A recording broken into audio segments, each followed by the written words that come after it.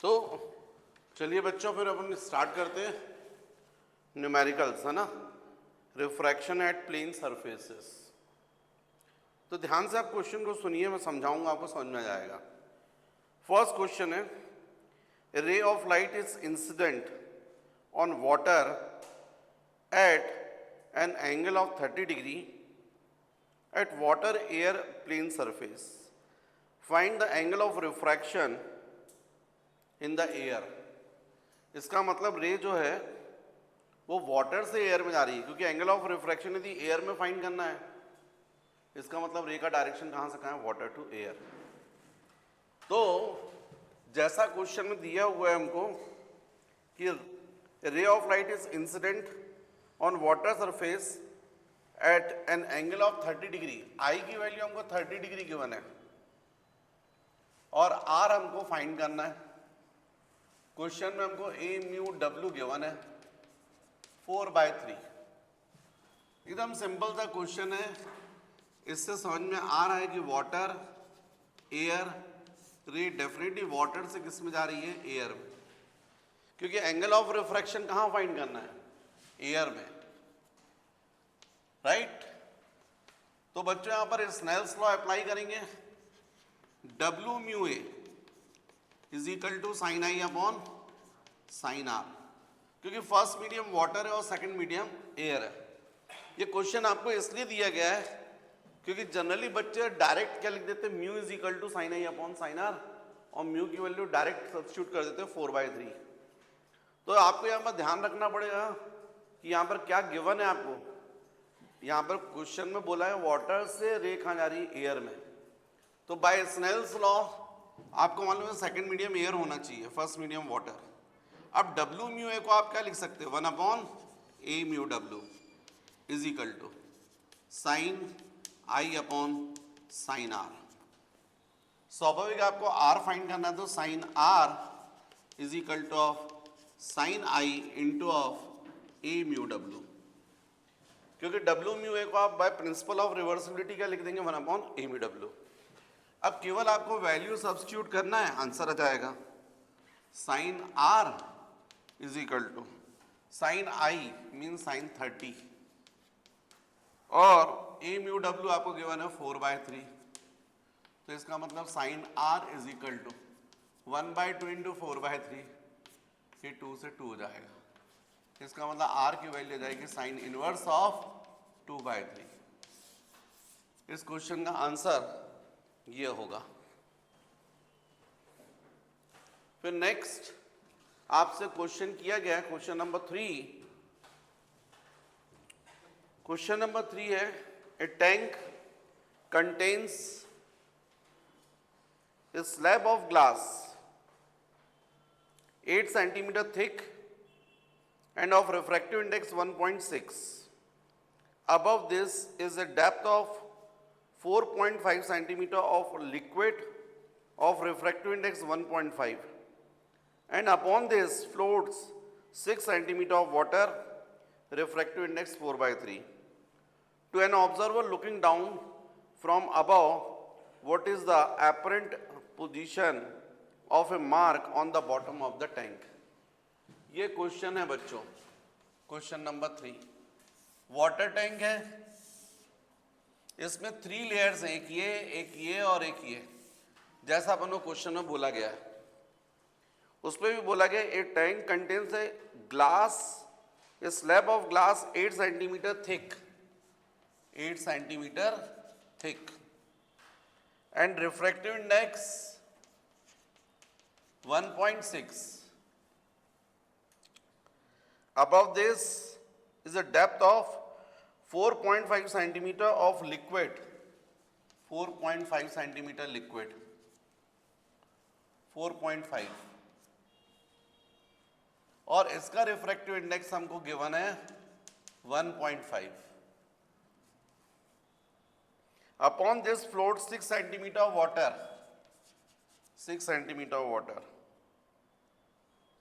of refractive index 4/3. To an observer looking down from above, what is the apparent position of A mark on the bottom of the tank. यदि यहाँ से कोई observer देख रहा है और यहाँ पर कोई मार्क M है तो उसको कहाँ दिखाई देगा? मतलब कुल मिलाकर हमको एपरेंट पोजीशन फाइंड करनी है मार्क की। ये तो हमको पता है यहाँ ना दिखकर यहाँ दिखेगा M डैश पर। तो आपको मैंने फॉर्मूला बताया H dash is equal to summation of H by mu, मतलब H dash is equal to H1 by mu 1 plus H2 by mu 2 plus H3 by mu 3। Value रख दीजिए, S डैश की value आ जाएगी apparent depth H dash is equal to H1 बच्चों हमको 8 centimetre है, mu 1 1.6, H2 4.5, mu 2, फिर H3 mu 3। केवल वैल्यूज रख के आपको सॉल्व करना है। 8 upon 1.6 plus 4.5 upon 1.5 plus H3 6 upon 4/3। इसको आप सॉल्व कर लीजिएगा। एपरेंट पोजीशन 6 सेंटीमीटर आनी चाहिए।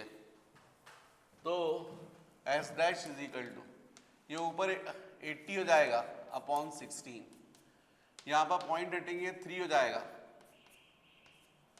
प्लस ये ऊपर जाएगा तो 18 बाय 4, तो इसका मतलब एड्रेस इज इक्वल टू ये 5 हो जाएगा plus 3 plus 18 by 4 9 by 2,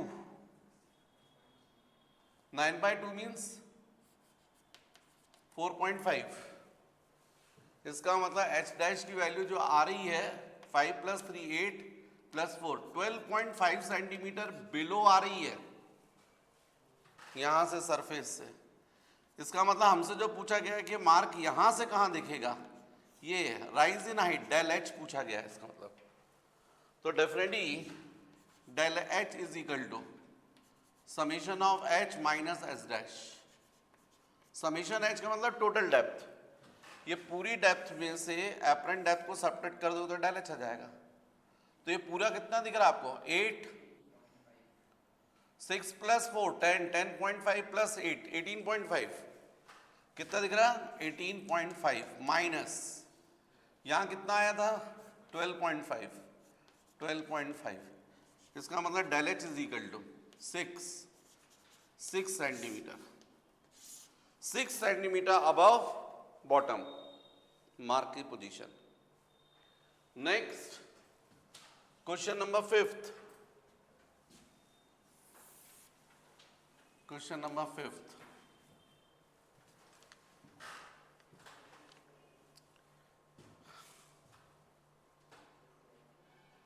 ray of light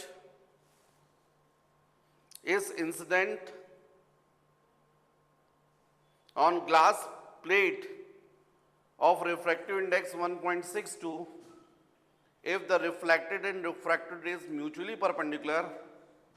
Find the angle of incidence of the ray। मतलब रे जो है किसी ग्लास प्लेट पर इंसिडेंट हो रही है, इस रे का पार्शियली रिफ्लेक्शन हो रहा है और पार्शियली रिफ्रैक्शन। तो हमको बोला गया है ray of light is incident on glass plate of refractive index 1.62 if the reflected and refracted rays mutually perpendicular, ये एंगल 90 है। Find the angle of incidence of the रे। हमको ये I की वैल्यू फाइंड करनी, I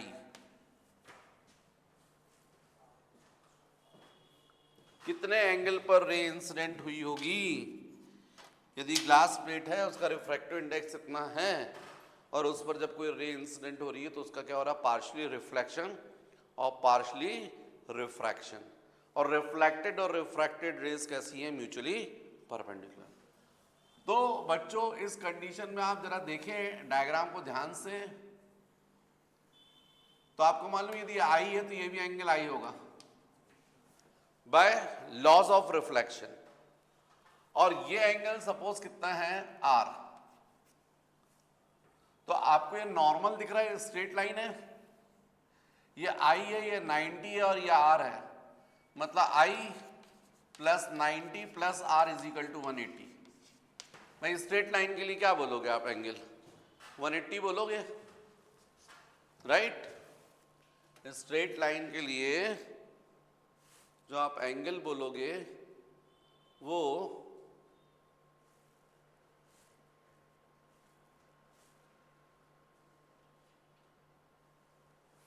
180 बोलोगे।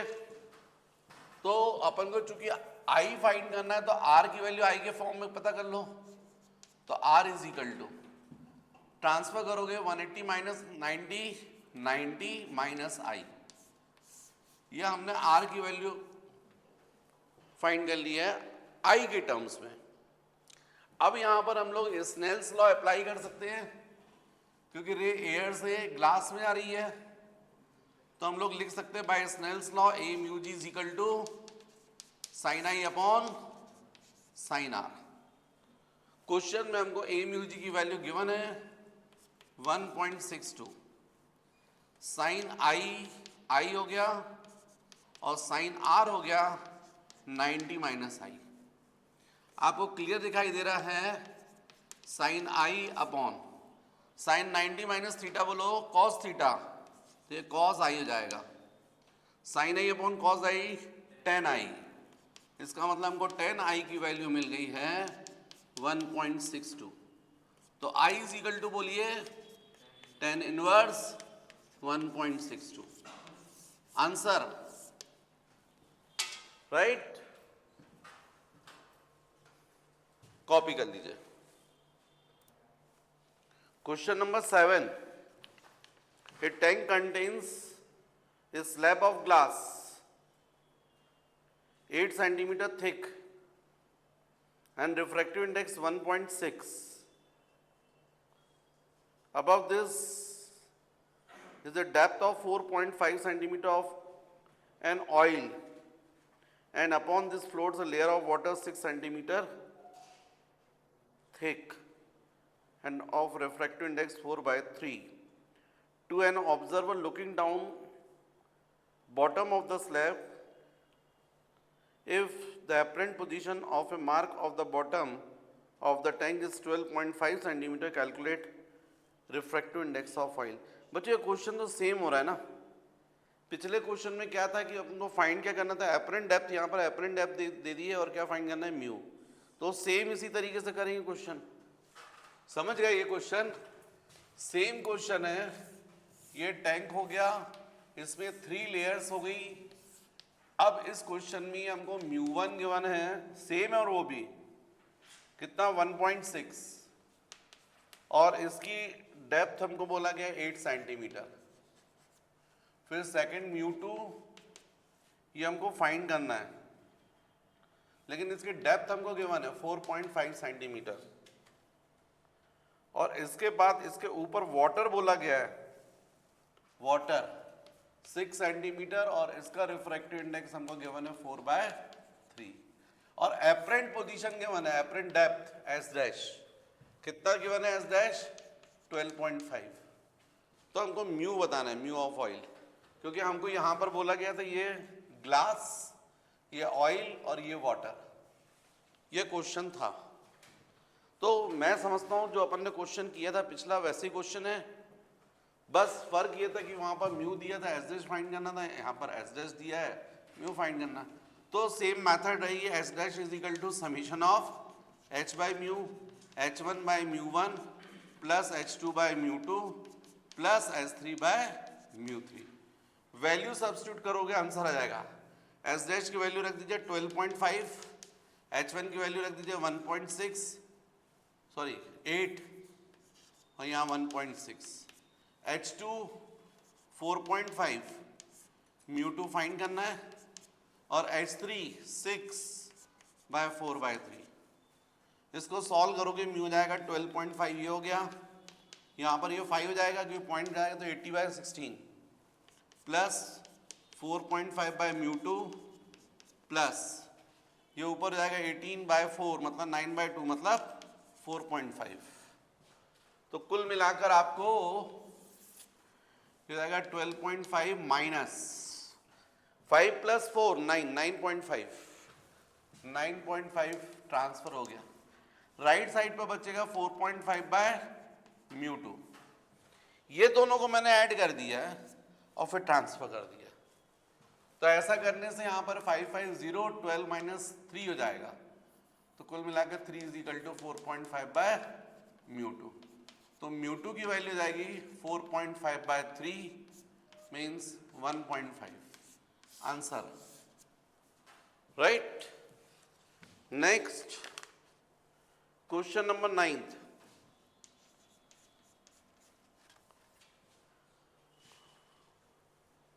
One face of a rectangular glass slab of thickness 6 cm and refractive index 1.5 is silvered.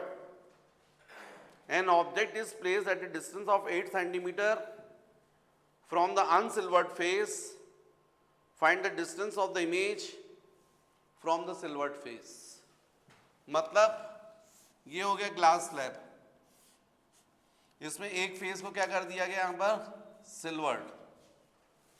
Question में बोला गया one face of a rectangular glass slab of thickness 6 centimetre, 6 centimetre and refractive index 1.5 an object is placed at a distance of 8 centimetre from the unsilvered face. यहां से यहां पर object 8 centimetre distance पर। Find the distance of the image from the silvered face. Image का distance हमको find करना है, image का। आप ये बताओ इस ऑब्जेक्ट के लिए सिल्वर मिरर कहां पर है, सिल्वर्ड फेस कहां पर है? यहां पर नहीं है, ये तो इस ब्लॉक, जो ब्लॉक है उसका सिल्वर्ड फेस है, लेकिन इस ऑब्जेक्ट के लिए सिल्वर्ड फेस ये नहीं है, यहां कहीं है। मतलब हमको क्या पता करना है, इस सिल्वर्ड फेस की एपरेंट पोजीशन, जो भी एपरेंट पोजीशन होगी वो एक्चुअल में इस ऑब्जेक्ट के लिए क्या होगा, सिल्वर्ड फेस। तो हमको ये जो यहां से ये H डैश पता करना पड़ेगा।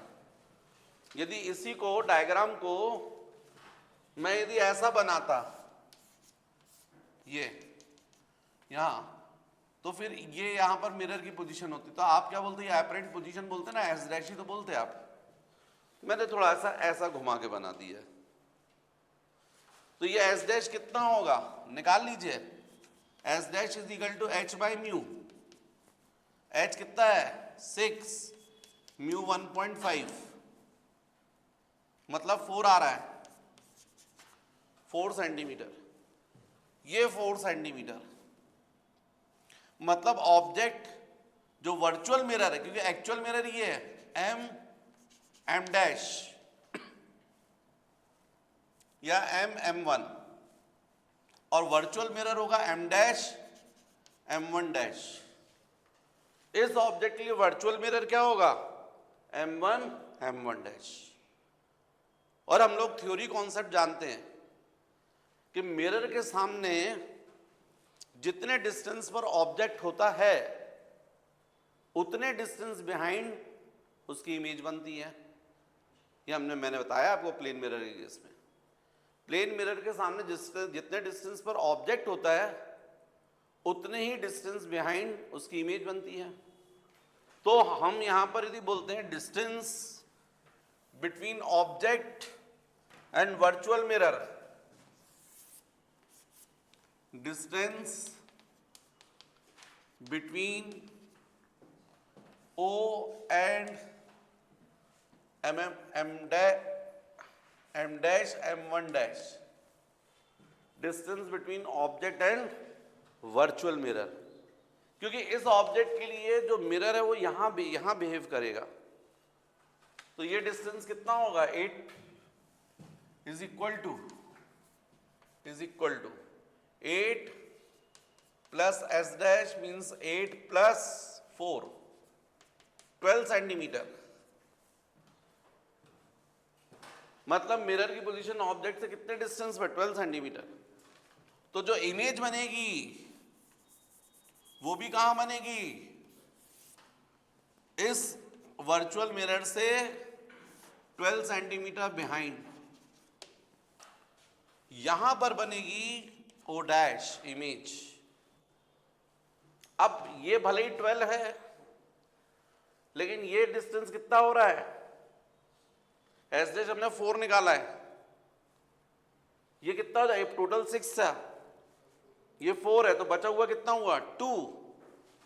तो 12 में से 2 को सब्ट्रैक्ट कर दो, तो कहां से डिस्टेंस आ जाएगा? Distance of image from the silvered face. बात समझ गए? यदि मैं इसको बोलूं डेल एच, तो डेल एच की वैल्यू कितनी होगी? क्योंकि डेल एच आपको मालूम है एस डैश इतना है, तो डेल एच कितना होगा? H minus S dash. तो एच कितना था? 6, ये 4, तो कितना जाएगा? 2। अब आपको डेल एच पता हो गया, तो आप बोल सकते हैं distance between image O dash and M dash real mirror from real silvered face, ये डिस्टेंस कितना होगा? ये पूरा 12 है, 12 में से डेल एच अलग कर दो, 12 minus del H, 12 minus 2, 10 centimetre. तो इस क्वेश्चन का आंसर होगा 10 सेंटीमीटर। मैं फिर से समझाता हूं, एक बार फिर समझ लीजिए, कुछ बच्चे कंफ्यूज होते हैं। इसलिए हमको ये ब्लॉक दिया है, एक फेस सिल्वर्ड बोला है और एक अनसिल्वर्ड बोला है। ब्लॉक की थिकनेस 6 गिवन है। इस अनसिल्वर्ड फेस से ऑब्जेक्ट कितने डिस्टेंस पे बोला? 8। इस ऑब्जेक्ट के लिए जो मिरर है, यदि ये मीडियम नहीं होता तब तो ये यहीं पर मिरर मानते हैं, पर रिफ्रैक्शन की वजह से मिरर की पोजीशन ये नहीं होगी, यहां होगी, जिसको हम लोग यहां पर इसको क्या बोलेंगे? S dash, apparent depth. हमारा फॉर्मूला हमको पता है, एस डैश कितना होता है? H by mu. एच क्या होता है? Real depth. रियल डेप्थ कितनी दिख रही है? 6। इस ग्लास का रिफ्रैक्टिव इंडेक्स 1.5 था, ये 1.4 आ गया। इसका मतलब यहां से डेप्थ जो है वो कितनी हो रही है? 4। मतलब सिल्वर्ड फेस और ये दोनों एक्चुअल सिल्वर्ड फेस और एपरेंट सिल्वर्ड फेस, इनके बीच का डिस्टेंस कितना हो रहा है? Del H. तो डेल एच की वैल्यू आ गई H minus S dash, 6 minus 4 is equal to 2। अब हमको मालूम है ये ऑब्जेक्ट एपरेंट मिरर से कितने डिस्टेंस पर है?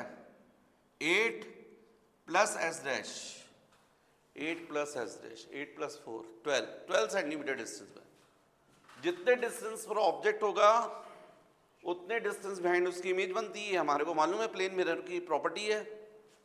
इसका मतलब यहां पर यदि इमेज बन रही ओ डैश, तो इसका एपरेंट मिरर से जो डिस्टेंस होगा वो 12 होगा। लेकिन हमने उसमें से ये फाइंड कर लिया 2 है। यदि हम इसको सब्ट्रैक्ट कर देंगे तो ये डिस्टेंस आ जाएगा, distance between image and silvered face. यही फाइंड करना है, कॉपी कर लीजिए। नेक्स्ट क्वेश्चन बच्चों, क्वेश्चन नंबर 10th। 9 के बाद मुझे करवाना चाहिए एक्चुअल में 11th, लेकिन थोड़ा सा 10 क्वेश्चन मैं चाहता हूँ करवा दूं मैं। क्वेश्चन नंबर 10th, तो क्वेश्चन नंबर 10 है, a person looking through a telescope T just sees the point A on the rim at the bottom cylindrical vessel when the vessel is empty.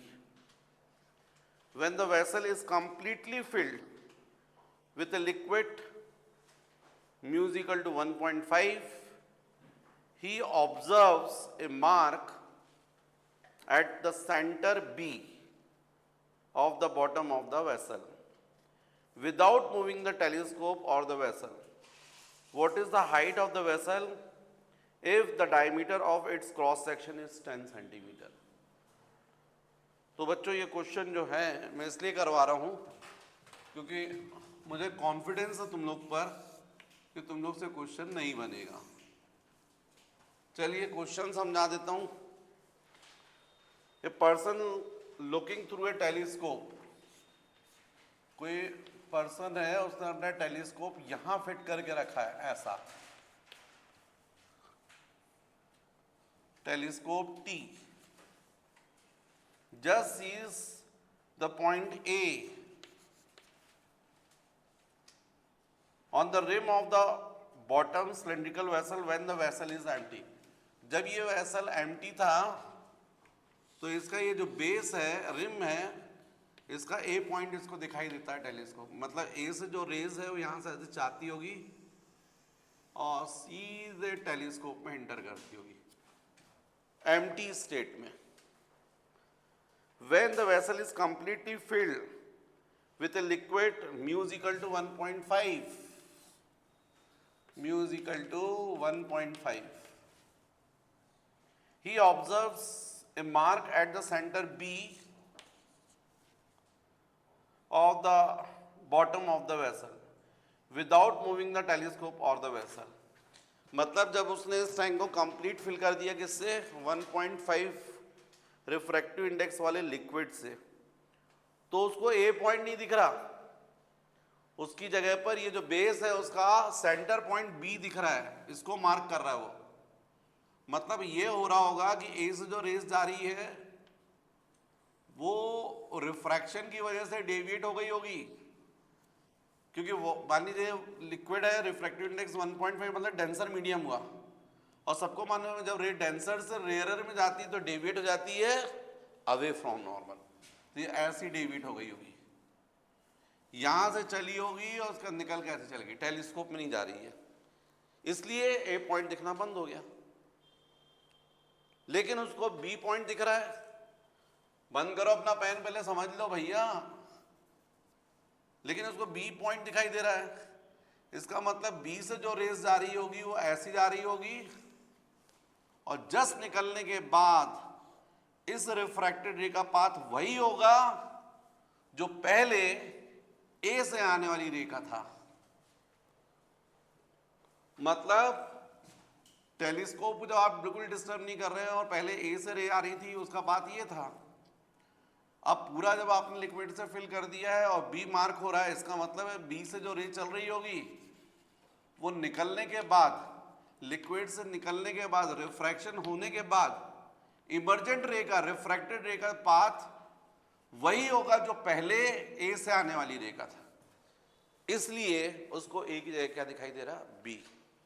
हमको question में बोला गया है इस beaker की जो हाइट है वो फाइंड करना है, h। यह है question. What is the height of the vessel if the diameter of its cross section is 10 centimetre. ये वेसल जो है उसके बेस का ये डायमीटर हमको कितना बोला गया है, 10 सेंटीमीटर। यदि ये 10 और ये मिडिल पॉइंट सेंटर पॉइंट है तो डेफिनेट ये 5 होना चाहिए, 5 सेंटीमीटर। इतनी चीजें हमको दी गई हैं। तो बच्चों रिफ्रैक्शन कब स्टार्ट हुआ, जब आपने बीकर में लिक्विड फिल कर दिया। तो जब आपने लिक्विड फिल कर दिया तो बी से आने वाली रही है, तो ये इंसिडेंट रे हो गई, ये पॉइंट ऑफ इंसिडेंस हुआ तो ये नॉर्मल हो गया।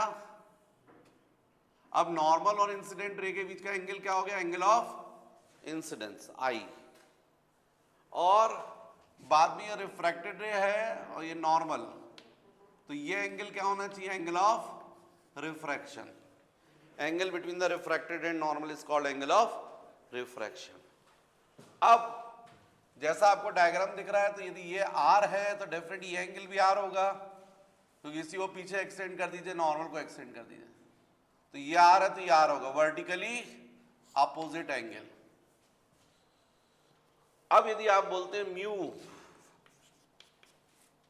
जो अपन यहां से रे यहां जा रही है ना बाहर, इस लिक्विड से बाहर एयर में जा रही है, तो लिक्विड फर्स्ट मीडियम और एयर सेकंड मीडियम, तो l mu a is equal to होना चाहिए sine i upon sine r. ये एल म्यू ए का मतलब हो गया 1/a/μ l sine i upon sine r. यानी मान लीजिए सपोज ये टेलीस्कोप जो था टी था और ये पॉइंट, इस पॉइंट को अपन कुछ नेम दे देते हैं। इसको मान लीजिए मैं बोल देता हूं एन और इसको बोल देता हूं एम। तो साइन आई इस ट्रायंगल में I perpendicular B M upon hypotenuse N B sine R. तो इस बिग ट्रायंगल में ये एंगल आर है, इसके अपोजिट साइड परपेंडिकुलर मतलब ए एम, और हाइपोटेनियस हो जाएगा ए एन।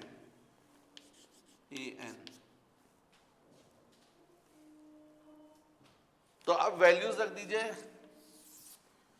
तो 1/a/μl आपको क्वेश्चन में गिवन है 1.5। लिक्विड का रिफ्रैक्टिव इंडेक्स हमको गिवन है 1.5। यहां पर हो जाएगा ये bm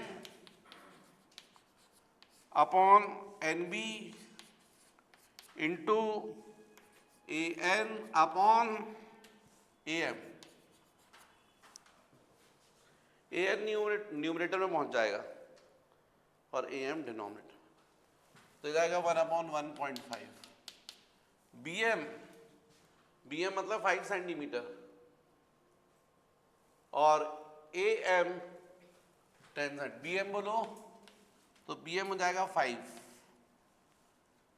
और am 10। क्यों भाई, bm कितना है 5 और am कितना है 10। अब हमको नेक्स्ट वैल्यू चाहिए है nb ये वैल्यू। तो हमने इसको h लिया है, ये 5 है, बाय पाइथागोरस थ्योरम ये होना चाहिए √h² प्लस 5²। ऐसे हमको an भी रिक्वायर्ड है, तो ये पूरा h है, ये पूरा 10 है, तो ये कितना जाएगा √h² plus 10² by Pythagoras theorem. ये h ये पूरा 10 तो हाइपोटेनियस मिल गया। वैल्यू रख दीजिए यहां पर, nb की वैल्यू √h² प्लस 5² और an की वैल्यू √h² प्लस 10²। आप पूरे इक्वेशन को गौर से देखिए, एक ही अननोन है h, निकल आएगा यहाँ पर 5। चलिए क्रॉस मल्टीप्लाई कर दीजिए, तो ये हो जाएगा 10 अपॉन 5, यहाँ जाएगा 15 पॉइंट हटाओगे तो ये ऊपर चला गया into of 5 is equal to, ये 10 यहाँ आ गया, पॉइंट हटेगा तो ऊपर 0 100 हो गया, 5 यहाँ आ गया, 15 इंटू 5 हो गया। और राइट हैंड साइड में बचेगा √।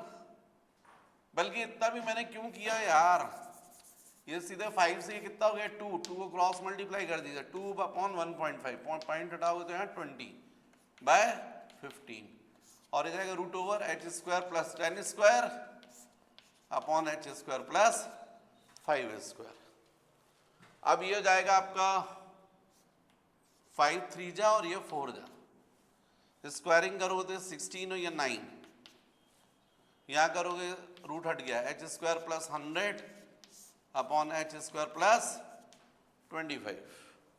क्रॉस मल्टीप्लाई कर दीजिए, 16h² plus 16 into 25 is equal to 9h² plus 900।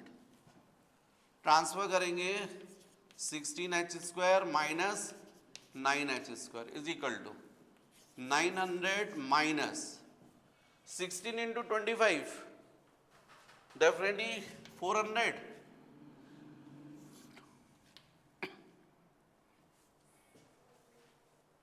कितना हो रहा है, कितना हो रहा है भाई, 25 6 से कितना होता है 50 100 150 400 आ रहा क्या, 400 हो जाएगा 54 400, ये कितना जाएगा 400, 16 इंटू 25 400। तो लेफ्ट हैंड साइड पर हो जाएगा आपका 1697 h square is equal to ये हो जाएगा 500 h square is equal to 500/7 h is equal to √। Answer. भूल चूक हो सकती है कैलकुलेशन में, उसका ज़्यादा मायने नहीं है, मेन कॉन्सेप्ट का है। मेरे ख्याल से आप समझ गए, आंसर आना चाहिए। वैसे आंसर यहाँ जो दिया है वो 8.45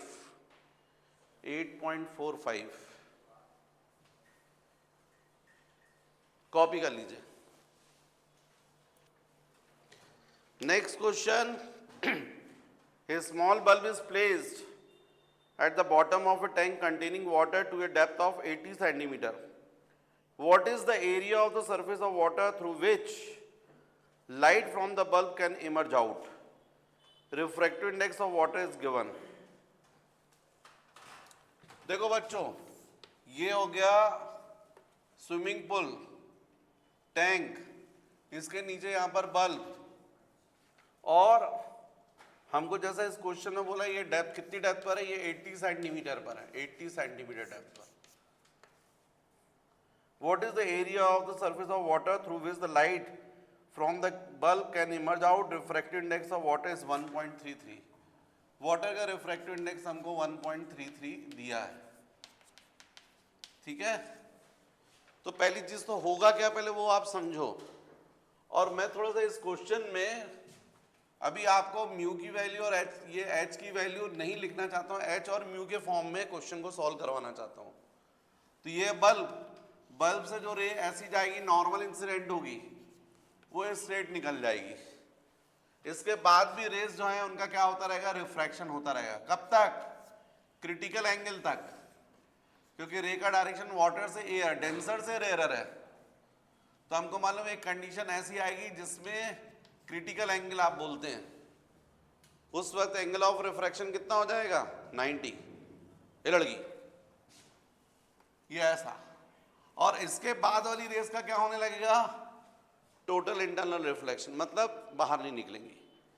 तो ये आप जैसा यहां देख रहे हो ऐसा पूरे वाटर सरफेस पर होगा, ऐसा ये पूरे वाटर, जैसे यहां दिखा रहा हूं वैसे यहां भी होगा, ऐसे सरफेस पर जाएगी ये ऐसी ऐसी ऐसी। तो केवल इतना एरिया जो है वो इल्यूमिनेटेड रहेगा, बस। लाइट का सर्किल बनेगा, इतने पोर्शन से लाइट बाहर निकलेगी। कभी खड़े होकर देखिए स्विमिंग पूल के बाहर, नीचे दे बल्ब लगा हुआ है, तो जो लाइट आएगी वो पर्टिकुलर एक एरिया सर्किल बनेगा ऐसा। इस सर्किल का जो रेडियस है वो मान लीजिए r, और ये डेप्थ कितनी है, h।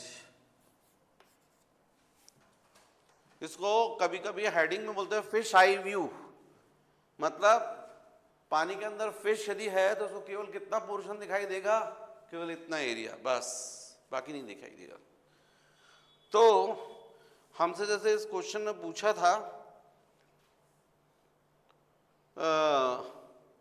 क्वेश्चन नंबर 12 है क्या, ये कौन सा क्वेश्चन है ये? हाँ, व्हाट इज द एरिया पूछा, एरिया। तो यदि हम रेडियस निकाल लेंगे तो एरिया निकल आएगा। एरिया क्या होगा, एरिया ऑफ सर्किल πr²। अब ये r कितना होगा, तो मैं इसका डायरेक्ट फॉर्मूला तुम लोगों को बताना चाह रहा हूं, इसलिए मैंने ऐसा करवाया हुआ है, क्योंकि ऐसे क्वेश्चन जनरली ऑब्जेक्टिव टाइप भी आते हैं। ये एंगल बच्चों c है, तो ये एंगल भी c ही होगा, ऑल्टरनेटिव इंटीरियर अपोजिट एंगल। और यदि आप लोग को याद हो तो साइन c मैंने बताया था is equal to 1/μ। Sine c क्या होता है, 1/μ। What is mu, refractive index of denser medium with respect to rarer, denser medium with respect to rarer. यहां पर डेंसर मीडियम क्या है, वाटर, और r एयर। तो यहां sine c is equal to जाएगा 1/a/μw। अब यहां पर आपसे मैं पूछूं साइन c कितना होगा, तो आपको दिखाई दे रहा साइन c ट्राइंगल है, ये परपेंडिकुलर दिख रहा, ये h दिख रहा है, तो हाइपोटेन्यूज कितना होगा, √h² प्लस r²। तो यहां वैल्यू रख दीजिए, साइन c की value perpendicular r upon hypotenuse √h² plus r² is equal to 1/μ। What is mu, refractive index of denser medium with respect to rarer. अब यदि इसको सॉल्व करोगे तो आर की वैल्यू आ जाएगी एच के फॉर्म में और म्यू के फॉर्म में। स्क्वायरिंग कर दीजिए, r square upon h square plus r square is equal to 1 by mu square. इसका स्क्वायर हो गया, स्क्वायर रूट हट गया। फिर ये हो जाएगा h square plus r square upon r square, या क्रॉस मल्टीप्लाई कर दो, ज्यादा क्यों लफड़ा करना। तो इसको cross multiply, r square mu square is equal to h square plus r square. Transfer कर दो, r square mu square minus r square is equal to of h square. R square common, h square minus 1 is equal to of h square. R square is equal to h square upon, sorry ये क्या है, H square ही है, यहां पर जरूरी है mu square है ना, अपॉन म्यू स्क्वायर माइनस 1। तो यदि मैं बोलूं आपसे आर इज इक्वल टू, तो H upon root over mu square minus 1। जो सर्किल रहेगा जहां से लाइट बाहर निकलेगी, इल्यूमिनेटेड एरिया, उसका रेडियस, ये वैल्यू आ रही है। और एरिया कितना होगा, तो एरिया होगा A is equal to pi R square. तो pi into R square means what, H square upon mu square minus 1। ये फॉर्मूला बनता है। तो जब ऑब्जेक्टिव टाइप क्वेश्चन आएगा इस टाइप का, तो आप यदि फॉर्मूला रट लें तो सीधे वैल्यू रख के आंसर निकाल सकते हैं। 12th में आएगा तो पूरा सॉल्व करना पड़ेगा। और यदि इसमें वैल्यू रख दे तो आंसर आ जाएगा। Area a is equal to pi, h question में हमको कितना गिवन था, 80 सेंटीमीटर, तो 80 स्क्वायर। म्यू कितना गिवन था हमको, 1.33। 1.33 का मतलब 4/3, तो 4/3 स्क्वायर माइनस 1। 1.3 का मतलब 4/3, तो इसका मतलब एरिया इज इक्वल टू जाएगा पाई इंटू, इसको सॉल्व कर लीजिए, 64 ये कितना हो जाएगा, 16/9 माइनस 9/9, एलसीएम लोगे तो area a is equal to pi into 1600 into 9 upon 16 minus 9 7। इसको सॉल्व कर लीजिए, जो भी आएगा उतना सेंटीमीटर स्क्वायर, ये आंसर आ जाएगा। इतने एरिया में से लाइट बाहर निकलेगी, इतना एरिया इल्यूमिनेटेड रहेगा। और यहां पर बल्ब की जगह फिश होती तो केवल उसको इतना एरिया जो रहता बाहर का वो विजिबल रहता। या फिश छोड़ो, आप ही घुस जाओ समुद्र के अंदर और बाहर देखो तो आपको इतना एरिया दिखाई देगा। और आप यदि ध्यान दें, कभी आप लोग डिस्कवरी वगैरह यदि देखते हैं